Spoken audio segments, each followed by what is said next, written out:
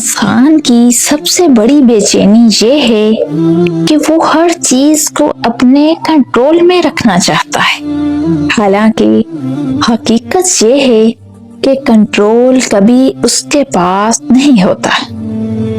اسی لیے جب کچھ اس کی مرضی کے خلاف ہوتا ہے تو وہ ٹوٹ جاتا ہے، سوال کرنے لگتا ہے اور سب سے زیادہ اپنے رب سے بدگمان ہو جاتا ہے۔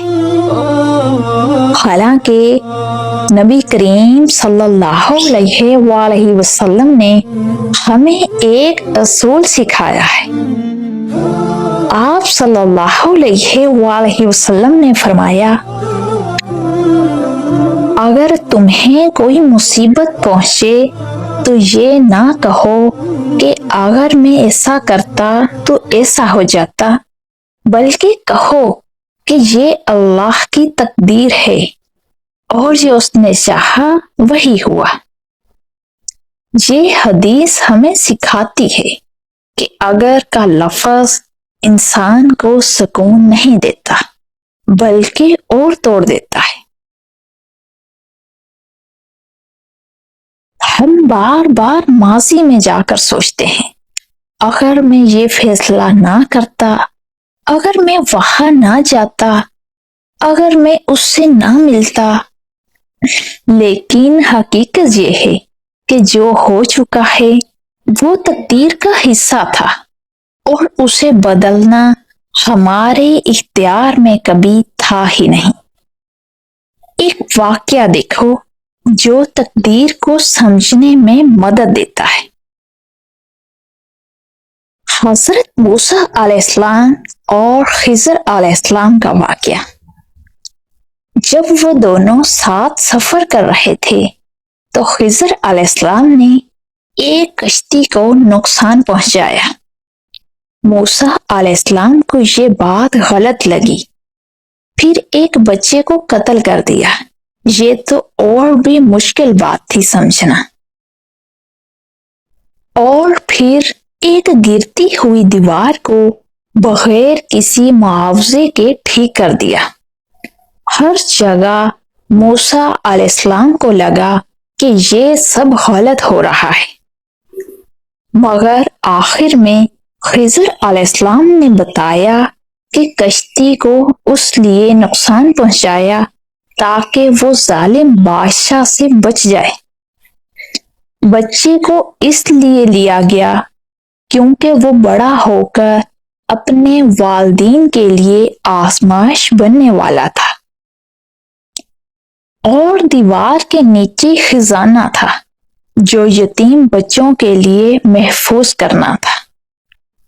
یہ واقعہ ہمیں یہ سکھاتا ہے کہ جو ہمیں بظاہر غلط لگتا ہے، ہو سکتا ہے اس کے پیچھے اللہ کی کوئی بڑی حکمت ہو۔ ہم صرف آج کو دیکھتے ہیں، اللہ پورا انجام دیکھ رہا ہوتا ہے۔ اسی لیے بعض اوقات جو چیز ہم چاہتے ہیں وہ ہمیں نہیں ملتی، اور جو نہیں چاہتے وہ ہمیں مل جاتی ہے۔ قرآن میں اللہ فرماتا ہے کہ ہو سکتا ہے تم کسی چیز کو ناپسند کرو اور وہ تمہارے لیے بہتر ہو، اور ہو سکتا ہے تم کسی چیز کو پسند کرو اور وہ تمہارے لیے نقصان دہ ہو، اور اللہ جانتا ہے تم نہیں جانتے۔ یہ آیت انسان کے دل کو ہلا دینے کے لیے کافی ہے،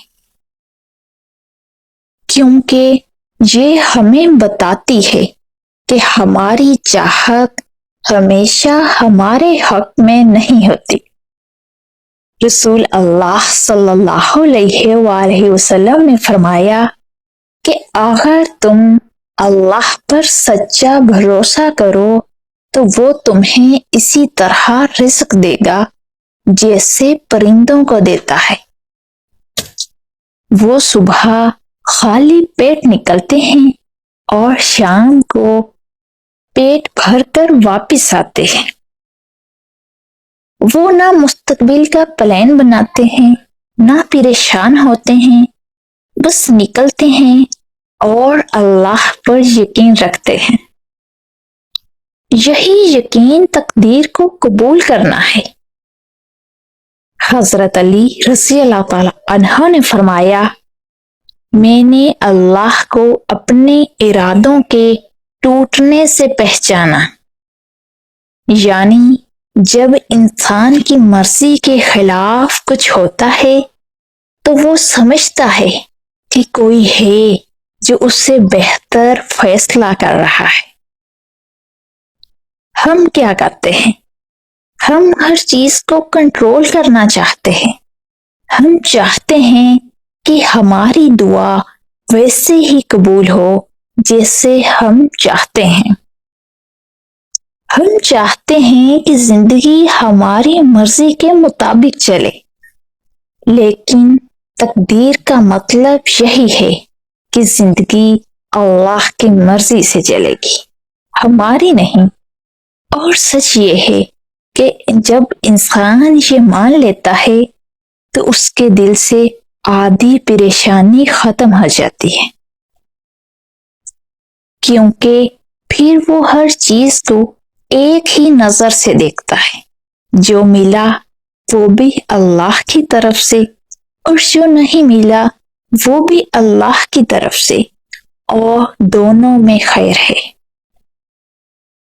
آخر میں ایک بات ہمیشہ یاد رکھیں، تقدیر کو سمجھنا مشکل ہے مگر اس پر یقین رکھنا ضروری ہے، کیونکہ جو شخص تقدیر پر راضی ہو جاتا ہے اسے سکون مل جاتا ہے، اور جو ہر چیز پر سوال کرتا رہتا ہے وہ کبھی سکون نہیں پا سکتا۔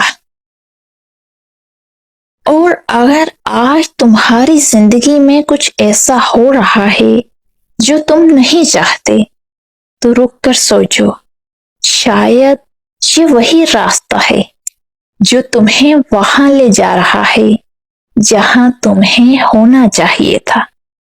اور یاد رکھیں، اللہ کی لکھی ہوئی تقدیر کبھی غلط نہیں ہوتی۔ تقدیر پر نہیں، تقدیر لکھنے والے پر بھروسہ رکھو، وہ تمہارے لیے سب بہتر کرنے والا ہے۔ اللہ آپ کا نصیب اچھا کرے، اللہ آپ کی مشکلیں دور کرے۔ اپنا خیال رکھیے گا، دعاؤں میں یاد رکھیے گا۔ جزاک اللہ خیر۔